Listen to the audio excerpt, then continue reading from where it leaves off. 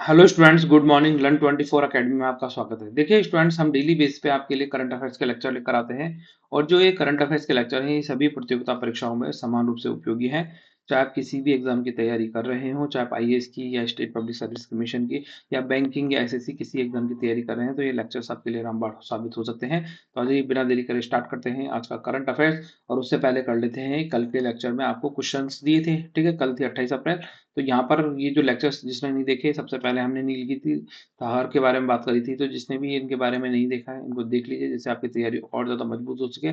उसके बाद में हमने आरबीआई के द्वारा एक डिजिटल लैंडिंग रिपोर्ट पब्लिश की गई है, ड्राफ्ट नोटिफिकेशन इशू किया गया है, तो इसके बारे में डिस्कस किया था। उसके बाद में अंटार्कटिका के जो बायोटा है उस पर क्या इम्पैक्ट पड़ रहे हैं ओजोन की डिप्लीशन के कारण, इसके बारे में समझा था। फिर उसके बाद में हमने ओजोन लेयर को पूरी तरीके से समझा था कि ओजोन लेयर में एबीसी जो है यूवी रेडिएशन किस तरीके से ओजोन लेयर का रिफ्लेक्ट करती हैं, काम करती हैं। फिर उसके बाद में हमने मेलानोमा जो एक कैंसर है, स्किन कैंसर है सबसे घातक, तो उसके लिए क्या है, वैक्सीन का निर्माण किया जा रहा है, तो यूके बेस्ड कंपनी इसका निर्माण कर रही है। फिर हमने सुनीता विलियम के बारे में पढ़ा था कि सुनीता विलियम अपने तीसरे स्पेस क्राफ्ट फ्लाइट के लिए जाने के लिए रेडी है, स्पेस फ्लाइट के लिए।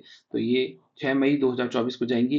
तो इनके बारे में और इनसे रिलेटेड जो स्पेस स्टेशन है, कौन से रॉकेट से लॉन्च होगा, तो ये सारी बातें करी थी। फिर उसके बाद में हमने यहाँ जापान ने क्या है, हमारी जो आरईसी लिमिटेड है उसको ग्रीन लोन दिया है। ग्रीन लोन का मतलब है ऐसी कंपनियां जो ग्रीन एनर्जी के क्षेत्र में क्या करेंगी, इन्वेस्टमेंट चाहती हैं, तो वहां पर ये पैसा इन्वेस्ट करने का कार्य करेंगी। उसके बाद में हमने मैपिंग इंडिया ओशन फ्लोर के बारे में समझा था, जो हेल्प करेगा क्लाइमेट एंड वेदर प्रिडिक्शन में। तो इसके लिए जो इंडियन ओशन फ्लोर्स हैं उसकी पूरी तरीके से मैपिंग की जानी है, तो उससे रिलेटेड रिपोर्ट थी। फिर उसके बाद में हमने एक जैसे हमारी मिल्की वे है, ऐसे ही क्या है, बहुत दूर हमने एक गैलेक्सी ढूंढी है। उस गैलेक्सी का जो स्टार है, सूरज है, ठीक है, वो हमारे सन से 10 लाख लाइट ईयर्स ज़्यादा एनर्जी रिलीज करता है 1 सेकेंड में, ठीक है। तो जितना हमारा 10,000 साल तक, मतलब 10,000 साल तक है, 10 लाइट ईयर्स, 10,000 वर्षों तक, ठीक है, ऐसे याद करें।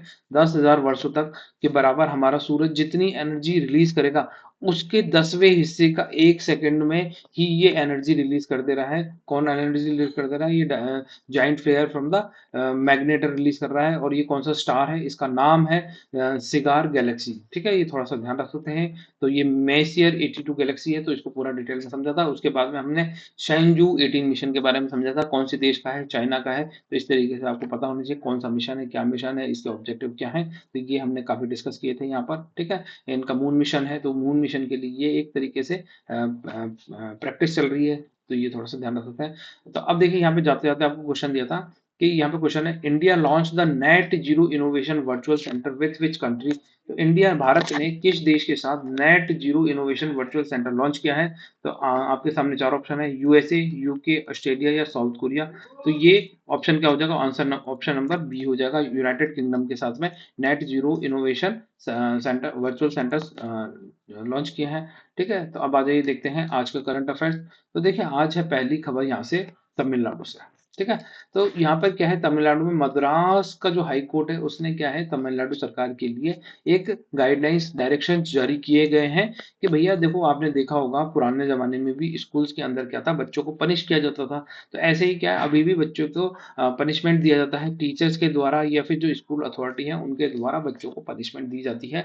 तो इसी को रोकने के लिए मद्रास हाई कोर्ट ने ये गाइडलाइन जारी की गई है कि इस तरीके से बच्चों को पनिश नहीं किया जाना चाहिए, क्योंकि बच्चों पर इसके नेगेटिव इम्पैक्ट देखने को मिलते हैं। फिजिकल और मेंटल इफेक्ट पड़ता है बच्चों के, अगर बच्चों को इस तरीके से कोई पनिशमेंट दी जाती है। तो ये पनिशमेंट रोकने के लिए ही ये गाइडलाइन जारी की गई है मद्रास हाईकोर्ट के द्वारा तमिलनाडु सरकार को, कि भाई वो क्या करेंगे, ये जो गाइडलाइन इशू की गई हैं इनको इम्प्लीमेंट कराएं पूरी तरीके से, और मॉनिटरिंग भी करें साथ साथ कि भैया जो ये गाइडलाइंस इशू की गई हैं इनका पूर्ण रूप से निर्वहन किया भी जा रहा है या नहीं किया जा रहा है। क्योंकि देखो, आपने यहाँ पे राजस्थान में भी देखा होगा कि राजस्थान में, सदर्न राजस्थान के अंदर स्कूल में एक टीचर ने अपने बच्चे स्टूडेंट को एक इतना खतरनाक चांटा मारा कि उसके कान से खून आ गया और कान से वो एक साइड से बहरा भी हो गया। तो जब इस तरीके से जो टीचर्स हैं या फिर जो स्कूल अथॉरिटी के द्वारा बच्चों को पनिश किया जाता है या उनके साथ कोई मारपीट की जाती है पनिशमेंट के नाम पर, कि भाई उसने वर्क नहीं किया था, उसने काम नहीं किया, या फिर स्कूल डेकोरम मेंटेन नहीं कर रहा, इस बेसिस पे आप बच्चों को पीटना कोई भी नैतिक औचित्य नहीं है। किसी भी कारण से किसी भी बच्चे को कोई भी पनिशमेंट नहीं दी जानी चाहिए। उसको ज़्यादा से ज़्यादा क्या कर सकते हैं, समझाना चाहिए, समझाया जा सकता है। पेरेंट्स को बुला के उनको समझाया जा सकता है कि आपका बच्चा इस तरीके से कर रहा है और इस तरीके से अगर ये कर रहे हैं तो इसको किस तरीके से आप समझाएँगे या हमारे द्वारा। ज़्यादा से ज़्यादा स्कूल क्या कर सकता है, बच्चे को रस्टिकेट कर दे, ज़्यादा वो दूसरे स्कूल में चला जाएगा। परंतु इस तरीके से मारपीट करके उसके पूरा जीवन खराब कर देना, ये कोई भी औचित्य की बात नहीं होती है। इसीलिए मद्रास हाईकोर्ट के द्वारा ये गाइडलाइंस इश्यू की गई है। तो ये थोड़ा-सा ध्यान रख सकते हैं। तो देखो, यहाँ पर क्या है, राष्ट्रीय बाल अधिकार संरक्षण आयोग, तो national commission for protection of child right की बात करता है। चाइल्ड राइट ये बात करता है कि भैया बच्चों के भी अपने अधिकार हैं। बच्चों को क्या है, फिजिकल और मेंटली क्या होता है, अगर बच्चों को इस तरीके से पनिश किया जाता है तो उनके मनोविकार मतलब उनके मानसिक स्थिति पे एक अलग ही प्रकार के इफेक्ट पड़ता है, जिससे क्या होता है उनका पूरा का पूरा फ्यूचर क्या होता है, अफेक्ट हो सकता है। तो इसीलिए national commission for protection of child right के द्वारा ये आवाज़ उठाई गई और जो मद्रास हाई कोर्ट है उसने ये गाइडलाइंस जारी की हैं कि भैया स्कूल में इस तरीके से पनिश नहीं किया जाना चाहिए, कॉर्पोरल पनिशमेंट वह पूरी तरीके से बैन होना चाहिए। ठीक है, तो अब देखो, एक होता है जो चाइल्ड राइट प्रोटेक्शन एक्ट की अगर बात की जाए तो कौन सा एक्ट है, 2005 का ये एक्ट है, चाइल्ड राइट प्रोटेक्शन एक्ट। एक ये याद रख सकते हैं। इस पे हमारा एक डिटेल लेक्चर अवेलेबल है, EMRS की सीरीज में हमने इसको लॉन्च किया था। ठीक है, तो प्ले लिस्ट में जाके वो चाइल्ड राइट वाला एक देख लीजिए, जिससे क्या होगा आपकी तैयारी और ज़्यादा मजबूत हो सके।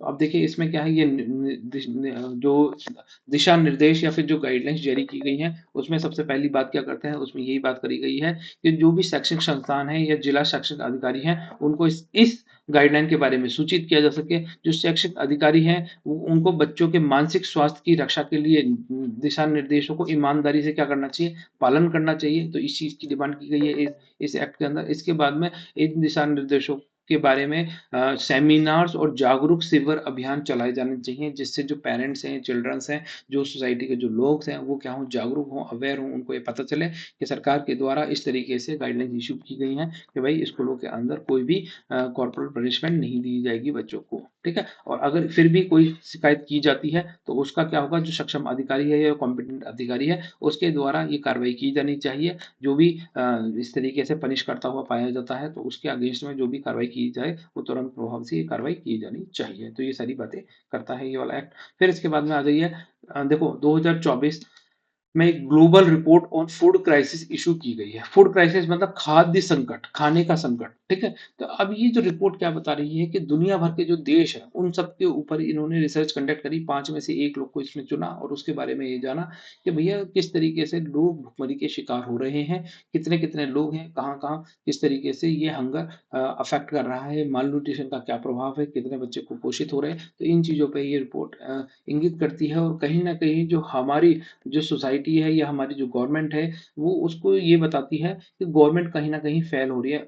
सिर्फ़ हमारे देश की नहीं, सभी दुनिया के देशों की गवर्नमेंट ये फेल हो रही है कि भई सबसे बेसिक नीड है लोगों को खाना। अगर खाना ही नहीं मिल रहा तो भुखमरी से वो मर जाएँगे। ठीक है? तो फूड क्राइसिस अगर हो रहा है तो कहीं न कहीं ये जो क्लाइमेट चेंज है उसका भी ये प्रभाव है, जिसकी वज़ह से लोगों को भूख का सामना करना पड़ रहा है। साथ-साथ दुनिया के कई सारे ऐसे देश हैं जो आपस में एक-दूसरे के साथ कॉन्फ्लिक्ट में मर्ज है, कोई किसी से लड़ रहा है, कोई किसी के ऊपर बॉम्बार्डिंग कर रहा है, तो इस वजह से भी क्या हो रहा है, वहाँ पर फूड क्राइसिस जनरेट हो रही है। ठीक है? तो ये इन चीज़ों को इंगित करते हुए ये रिपोर्ट पब्लिश की गई है कि दुनिया में क्या हो रहा है, खाद्य संकट।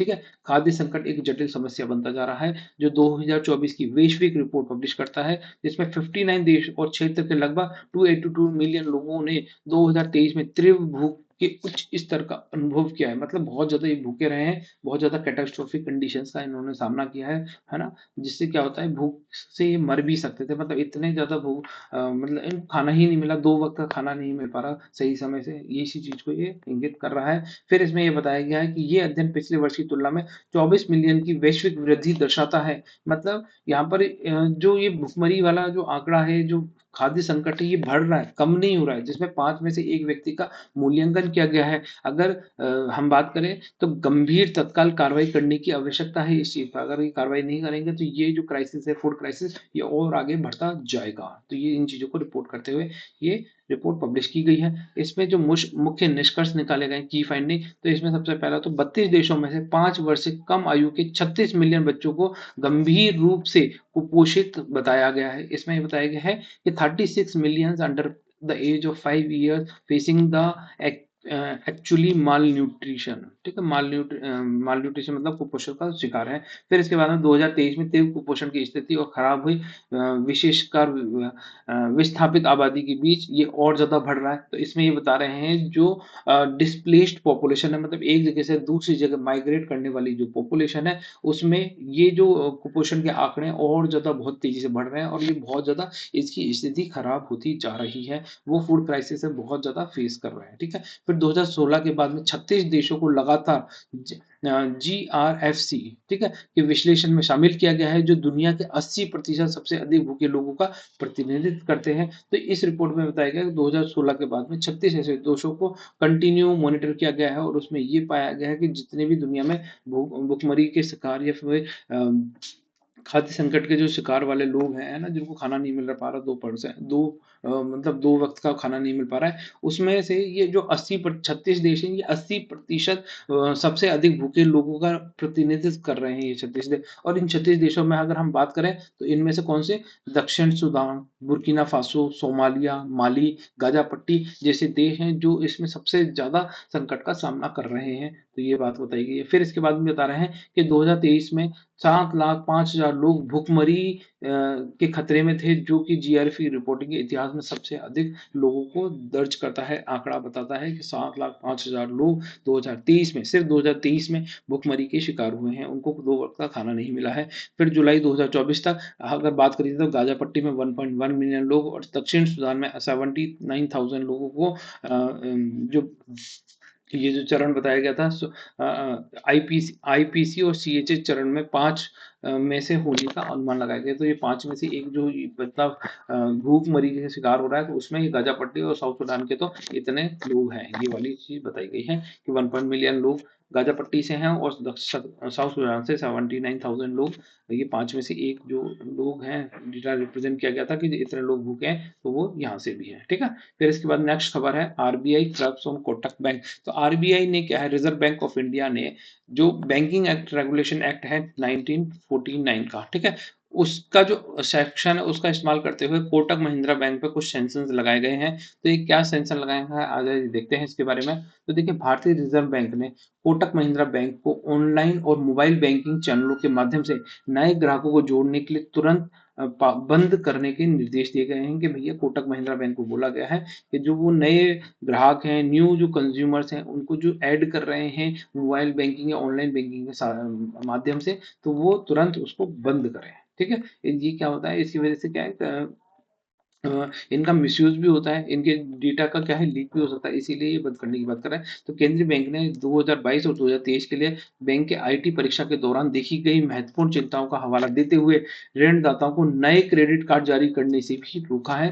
तो कोटक महिंद्रा बैंक को 2 चीजों के लिए मना कर दिया। एक तो क्या है, नए ग्राहकों को नहीं जोड़ना है, किस माध्यम से, ऑनलाइन माध्यम से, बैंकिंग चैनलों से, और दूसरा नए क्रेडिट कार्ड जारी नहीं करने हैं। तो ये कोटक महिंद्रा बैंक के ऊपर सैंक्शन लगाए गए हैं RBI के द्वारा। और ये sanctions banking act regulation act अधिनियम कौन सा हो गया, धारा 35A, एक्ट कौन सा हो गया, 1949।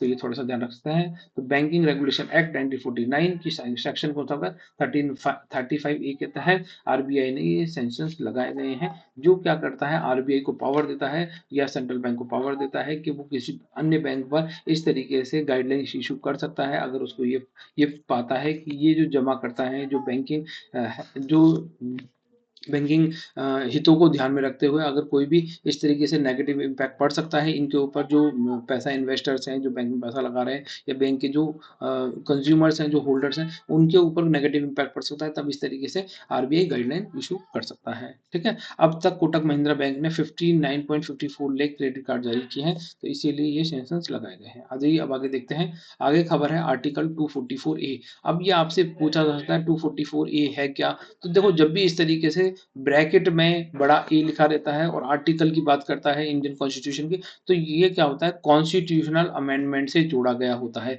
जहां पर ये बड़ा ए इस तरीके से ब्रैकेट में लिख दिया जाता है किसी भी आर्टिकल के आगे। तो ये क्या है, कॉन्स्टिट्यूशनल अमेंडमेंट करके जोड़ा जाता है। तो ये आर्टिकल 244A कॉन्स्टिट्यूशनल अमेंडमेंट द्वारा हमारे कॉन्स्टिट्यूशन में जोड़ा गया था, जो क्या बात करता है, ऑटोनोमी इशू करने की बात करता है, स्वायत्तता, मतलब और ज्यादा शक्ति देता है किसी भी क्षेत्र को, किसी भी राज्य को, ठीक है। तो अब ये क्या है, आसाम के अंदर ये ऑटोनॉमी इशू करने की बात करी गई है आर्टिकल 244 ए के तहत। तो यहाँ पर क्या है, देखो आसाम के अंदर बहुत सारे क्षेत्र ऐसे हैं जो क्या है आदिवासी बहुल ट्राइबल एनरिच एरियाज है। तो उन ट्राइबल एरियाज के लिए अलग तरीके के कानून लागू करने की बात की जा रही है कि भाई उनको और ज्यादा ऑटोनॉमी दी जानी चाहिए, जिससे क्या होगा वो अपने खुद के नियम कानून बना सके, खुद का संचालन कर सके। तो ये आर्टिकल 244 के बारे में आज ही जानते हैं क्या है खबर यहाँ पर। तो देखिए आसाम के आदिवासी बहुल दीफू लोकसभा निर्वाचन क्षेत्र में जहां 26 अप्रैल 2024 को मतदान हुआ था, तो भारतीय संविधान के आर्टिकल कौन सा 244 ए का क्रियान्वयन सभी राजनीतिक दलों के उम्मीदवारों द्वारा एक प्रमुख चुनौती वादे के रूप में उभरा है। सब तो यहाँ पे जितने भी राजनीतिक दल हैं जो यहाँ पे फाइट कर रहे थे, तो उन सब ने एक बात करी गई है कि जो दीफू लोकसभा क्षेत्र है यहाँ पर हम आर्टिकल 244 ए लागू करने का प्रयास करेंगे, है ना। तो इसीलिए ये चर्चा का विषय हो गया। तो ये संविधान प्रावधान असम के भीतर एक स्वायत्त राज्य का निर्माण करने की अनुमति देता है। अगर ये 244 ए लागू होता है तो ये क्या पावर दे रहा है, this constitutional provision allows for the creation of N autonomous state with in Assam. Assam के अंदर एक स्वायत्त स्टेट बनाने का ये पावर देगा कि असम के अंदर क्या होगा, एक अलग से स्टेट बन जाएगा, है ना। अलग से इंडिपेंडेंट स्टेट बन जाएगा जो क्या काम करेगा, जिसका अलग से कानून होगा, अलग से वो रेवेन्यू एक्ट चलाएंगे, अलग से वो अपनी सारी पावर्स चलाएंगे। तो इस तरीके की ये पावर दे रहा है, ठीक है। तो ये क्या है, ये हमारे कॉन्स्टिट्यूशन में अमेंडमेंट के द्वारा जोड़ा गया था। कब जोड़ा गया था, तो 22वां कॉन्स्टिट्यूशनल अमेंडमेंट किया गया था, 22nd कॉन्स्टिट्यूशनल अमेंडमेंट कब 1969 के अंदर सम्मिलित किया गया था, जो क्या है संसद को असम के भीतर कुछ आदिवासी क्षेत्रों के लिए स्वायत्त राज्य बनाने का अधिकार देता है, ये वाला आर्टिकल, ठीक है। इसमें एक अलग विधायिका, इसकी अपनी खुद की एक अलग विधायिकी होगी, मंत्री परिषद अलग होगा, कानून व्यवस्था अधिक होगा। तो इन सब की क्या है अलग से एक पावर दे दी जाएगी अगर इस तरीके से एक्ट लागू होता है। तो ये वाली बात जैसे जम्मू एंड कश्मीर की बात की जाती थी, आपने सुना होगा, तो वहाँ जो आर्टिकल 370 की बात की जाती थी, तो वो भी इसी तरीके से अलग विधायिका, अलग मंत्री परिषद, अलग कानून बनाने की व्यवस्था देता था, जिसको मोदी गवर्नमेंट ने खत्म करने की कोशिश की थी। परंतु अब इस तरीके से आर्टिकल 244 ए अगर असम के अंदर लगाया जा रहा है, तो सेम वही चीज क्या कर रहे हैं, जिसकी वजह से पूरे जम्मू एंड कश्मीर इतने चर्चाओं का विषय रहा, वही सारी चीजें अब यहाँ पर भी लागू होंगी। तो 244 ए से तो यहाँ पर भी क्या होगा, ये विधायिका मंत्रिपरिषद कानून व्यवस्था जब अलग दे दी जाती है किसी को, तो उससे क्या होता है, वो अपने आप को एक इंडिपेंडेंट समझने लगता है, और इंडिपेंडेंट समझने के कारण वो अपने आप को देश से भी अलग समझने की कोशिश करने लग जाता है। तो इसीलिए मेरा पर्सनल इशू मानना तो यही है कि इस तरीके से ऑटोनॉमी नहीं दी जानी चाहिए, परंतु उनको राइट्स दिए जाने चाहिए कि जिससे वो अपने कार्य कर सके, ठीक है। अपने कार्य मतलब मतलब बिल्कुल ही अलग नहीं कर देना चाहिए, सारी चीजें तो वही सेम रहनी चाहिए, परंतु उसके अंदर भी ये होना चाहिए कि जो जनता है वहां का रेफरेंडम करा कर उनसे पूछा जा सके कि आप क्या चाहते हैं, फिर उस हिसाब से वो कार्य कर सकते हैं। परंतु ऐसा नहीं है कि ये इनको बिल्कुल सब कुछ अलग बना दिया जाएगा, फिर जब सेंटर से कुछ इशू किया जाएगा तो ये मानेंगे नहीं, फिर ये विरोध प्रदर्शन करेंगे। तो कहीं ना कहीं ये डिस्प्यूट होते रहेंगे। इन चीजों को रोकने के लिए मिलजुल के जो एक दो एक दूसरे के ऊपर जो बाउंडिंग वाली चीज रहती है ना, जैसे कानून व्यवस्था, अगर आपको कोई दिक्कत है तो आप क्या कर सकते हैं, कोर्ट की सहायता ले सकते हैं। यहाँ पर जो एडमिनिस्ट्रेशन एंड जुडिशरी है उसको और ज्यादा मजबूत करना चाहिए, जिससे क्या होता है जो ये ऑटोनॉमी की जो डिमांड कर रहे हैं, ये ना डिमांड करके इनको सारे राइट्स आसानी से मिल सके, इस तरीके की कोई एक अलग से व्यवस्था की जानी चाहिए। अब कार्बी आंगलोंग जैसे आसाम के पहाड़ी इलाकों की स्वेच्छा की मांग 1950 के दशक से चल रही है, और कई उग्रवादी समूहों ने आर्टिकल 244 ए को लागू करने के लिए सरकार के साथ बहुत बार शांति समझौते पर हस्ताक्षर भी किए हैं। और असम के दीफू लोकसभा क्षेत्र में एक एक केंद्रीय मुद्दा है, ये एक सेंट्रल इशू हमेशा से बना हुआ है दीफू लोकसभा क्षेत्र, जहाँ पर क्या है इस तरह की डिमांड हमेशा उठती रही है कि आदिवासी क्षेत्र को ये 244 ए के तहत अलग ऑटोनोमस स्टेट का दर्जा दिया जाना चाहिए। प्रमुख विशेषताएं अगर हम बात करें तो एक अलग विधानमंडल मंत्रिपरिषद दोनों का प्रावधान, छठी अनुसूची जो 6 शेड्यूल है उसके तहत स्वच्छता परिषदों की दी गई समिति शक्तियों से भी, देखो हमारे 6 जो शेड्यूल है वो क्या करता है, ऐसे ट्राइबल बहुल क्षेत्रों के लिए अलग से एक ऑटोनॉमी प्रोवाइड करता है। तो ये जो आर्टिकल 244 ए है, ये 6 शेड्यूल में जो प्रोविजन दिए गए हैं उससे भी बियॉन्ड जाके बहुत ज्यादा हाई लेवल पे ये अलग ऑटोनॉमी प्रोवाइड करने की कोशिश करता है। आप ज्यादा करें तो 36 शेड्यूल वाले आर्टिकल्स यहाँ पे लागू करें, वैसे तो यहाँ पे लागू भी हैं, ठीक है। पर ये इससे भी बढ़कर और ज्यादा चाहते हैं, ये बिल्कुल अलग ही होना चाहते हैं। जो कुछ बहुत अलग होना चाहता है तो उसको अलग तो नहीं होने देना चाहिए। एक देश बनाए रखने के लिए सभी को मिलजुल के आगे बढ़ना चाहिए। अब यहाँ पे देखिए कानून व्यवस्था और वित्त मामलों पर अधिक नियंत्रण की अनुमति देता है, ठीक है। तो इस तरीके से क्या है, अगर ये 244 ए लागू होगा तो यहाँ पर जो ये अपना खुद का लॉ एंड ऑर्डर चलाएंगे, फाइनेंशियल मैटर्स अपने खुद की टैक्सेस लगाएंगे, खुद की सारी चीजें करने की कोशिश करेंगे, जो क्या करेगा कहीं ना कहीं जो एक लंबे समय में एक नए आंदोलन का रूप लेने की कोशिश की जा सकती है। तो इसलिए इसको रोकने के लिए अभी से ही प्रयास किए जाने चाहिए। अब देखिए यहाँ पे नेक्स्ट खबर है, यहाँ पे माइक्रोसॉफ्ट ने इंट्रोड्यूस किया है अपना PH3 मिनी। ठीक है, तो इससे पहले PH1 इशू किया था, अगर आप यहाँ पे देखेंगे PH1। ठीक है, PHI फी 1 बोल सकते हैं आप इसको।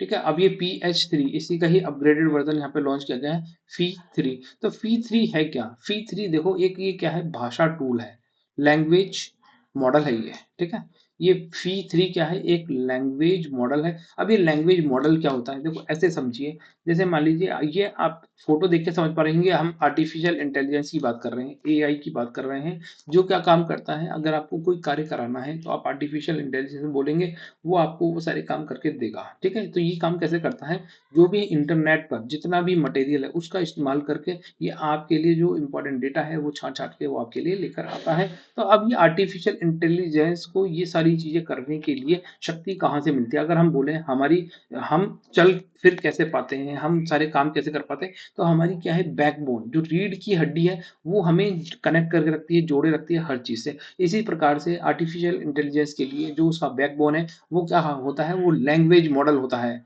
LM। ठीक है, ये जो लैंग्वेज मॉडल होता है यही आर्टिफिशियल इंटेलिजेंस की बैकबोन होता है। और ये फी 3 क्या है, एक एक LM है। ठीक है, लैंग्वेज मॉडल है, तो ये क्या हो गया, आर्टिफिशियल इंटेलिजेंस का एक बैकबोन हो गया। इस तरीके से समझिए, आसानी से चीजें आसान लगने लगेंगी। ठीक है, तो माइक्रोसॉफ्ट ने क्या करा है, फी 3 मिनी का अनावरण किया है, जो अपने AI मॉडल को अपने फी 3 परिवार में सबसे छोटे मॉडल के रूप में इंट्रोड्यूस किया गया है। फी 3 मिनी केवल 3.8 मिलियन मापदंडों के साथ उपलब्ध सभी सक्षम और लागत प्रभावी लघु भाषा मॉडल। ठीक है, तो ये एक स्मॉल लैंग्वेज मॉडल है, उन्हें के दावा किया जाता है, जो अपने छोटे आकार के बावजूद यह भाषा तर्क, कोडिंग, गणित में विभिन्न बेंचमार्कों में अपने आकार से दुगने मॉडलों से भी बहुत ज्यादा बेहतर परफॉर्म करता है। तो ये काफी ज्यादा हाईली पावर्ड और एफिशिएंट मॉडल बनाया गया है, जो AI इंटेलिजेंस है ना, आर्टिफिशियल इंटेलिजेंस के क्षेत्र में एक अपना अभूतपूर्व योगदान देने में सक्षम है। ठीक है, तो ये जो भाषा मॉडल जैसे जैसे chat GPT, cloud, Gemini, AI अनुप्रयोगी क्या है, रीड है ना, उनके लिए क्या है, रीड की हड्डी का काम करता है, जो उन्हें पाठ वर्गीकरण, प्रश्न उत्तर, पाठ निर्माण, अगर इंग्लिश में बोला जाए तो such as text classification, question answering, text generation है ना, डॉक्यूमेंटेशन, डॉक्यूमेंट समराइजेशन है ना, जैसे कार्य करने के लिए इसे क्या है, सक्षम बनाता है, जैसे सामान्य भाषा समस्याओं को हल करने के लिए मौजूदा डेटा पे प्रकाशित किया जाता है। तो ये क्या है, इसको बड़े भाषा मॉडल जैसे लार्ज लैंग्वेज मॉडल्स जो होते हैं उसमें विशाल प्रशिक्षण डेटा और उच्च पैरामीटर गणनाएं होती हैं, जबकि जो छोटे भाषा मॉडल होते हैं उनको क्या है, बहुत ज़्यादा हाईली सुव्यवस्थित संस्करण के रूप में प्रेजेंट किया जाता है। अब ये क्या है, स्मॉल भाषा लैंग्वेज तो बनाया गया, पर ये अपने से जो कई ज़्यादा बड़े लार्ज भाषा मॉडल हैं उनसे भी बहुत ज़्यादा एफिशिएंटली ये कार्य करता है। तो आप सिंपल सा ये समझ जाइए, आर्टिफिशियल इंटेलिजेंस जो है उसको एक रीढ़ की हड्डी प्रोवाइड करने के लिए ये माइक्रोसॉफ्ट ने फी 3 मिनी लॉन्च किया है, जो आर्टिफिशियल इंटेलिजेंस को क्या है, एक तरीके से प्लेटफॉर्म प्रोवाइड करता है कि भाई आप इस तरीके से कार्य करेंगे। ठीक है, आज ये आगे इसमें देखते हैं। तो फी 3 मिनी की मुख्य विशेषता क्या है, दो वेरिएंट में आता है, 4K एंड 120K में, संदर्भ लंबाई टोकन में आता है। तो 120 के हैं, जैसे मान लीजिए आपने बात सुनी होगी, HD प्लस 4K है ना, फिर 8K, फिर ऐसे 128K की लंबाई तक के लिए आता है। ठीक है, तो 128 का है, ये डेफिनेशन मतलब क्वालिटी को रिप्रेजेंट करता है। ठीक है, टोकन तक के संदर्भ विंडो का समर्थन करने वाले अपने श्रेणी का पहला मॉडल है, जो 128 के टोकन को सपोर्ट करने वाला अपना श्रेणी का पहला AI मॉडल बनाया गया है। ठीक है, तो लैपटॉप और स्मार्टफोन जैसे उपकरणों के लिए बेहतर प्रदर्शन करने के लिए इसे डिजाइन किया गया है। अब देखिए नेक्स्ट, तो नेक्स्ट है जाते जाते आपके लिए होमवर्क का क्वेश्चन। तो ये होमवर्क है आपके लिए, एक क्वेश्चन है, तो इसका आंसर कमेंट सेक्शन में लिखना है। गोपालपुर पोर्ट, ठीक है, तो ये देखो, गोपालपुर बंदरगाह ठीक है, यहाँ पर हाल ही में खबरों में रहा गोपालपुर बंदरगाह किस राज्य में स्थित है? तो Gopalpur port recently seen in news is located in which state? तो ये ओडिशा, आंध्र प्रदेश, गुजरात या केरला, बताइए इनमें से कौन से स्टेट के अंदर है ये? ओडिशा के अंदर, आंध्र प्रदेश के अंदर, गुजरात के अंदर या केरला के अंदर? तो इसका आंसर कमेंट सेक्शन में जरूर लिखें। तो फिर स्टूडेंट मिलते हैं नेक्स्ट लेक्चर में, तब तक के लिए बाय। आप सब लोग खुश रहें। अगर लेक्चर पसंद आता है लेक्चर को लाइक कर दीजिए, चैनल को सब्सक्राइब कर लीजिए। आपकी कोई क्वेरीज है, कोई सजेशन है तो उसके बारे में आप कमेंट सेक्शन में लिख सकते हैं। तो फिर स्टूडेंट मिलते हैं नेक्स्ट लेक्चर में, तब तक के लिए बाय। आप सब लोग खुश रहें, अपना ध्यान रखें। और अगर टेस्ट सीरीज से देखो, हमारे द्वारा क्या है, टेस्ट सीरीज भी लाई गई है, ठीक है। तो ये जो टेस्ट सीरीज है उन बच्चों के लिए है जो और ज्यादा बेहतर प्रदर्शन करना चाहते हैं एग्जाम के अंदर। तो ये जो टेस्ट सीरीज है डेली बेसिस पे नहीं कंडक्ट होती है, ये संडे टू संडे होती है। और इसके अंदर आपसे जो जीके के क्वेश्चन है, प्लस कंप्यूटर के साथ साथ आपके ये इंफॉर्मेशन टेक्नोलॉजी वाले क्वेश्चन, ठीक है। तो आईटी वाले जो क्वेश्चन है, कंप्यूटर वाले क्वेश्चन है और जीके वाले क्वेश्चन है, इनके टेस्ट आपसे रेगुलर बेसिस पे कंडक्ट कराए जाते हैं, जिससे आपकी तैयारी और ज्यादा मजबूत हो सके। इसमें हम कोशिश कर रहे हैं कि साइंस एंड टेक को भी जोड़ देते हैं, साइंस एंड टेक्नोलॉजी वाले, IT and science and tech वाले क्वेश्चन ये आपके लिए इसमें अवेलेबल रहेंगे। तो फिर स्टूडेंट मिलते हैं नेक्स्ट लेक्चर में, तब तक के लिए बाय। आप सब लोग खुश रहें, अपना ध्यान रखें।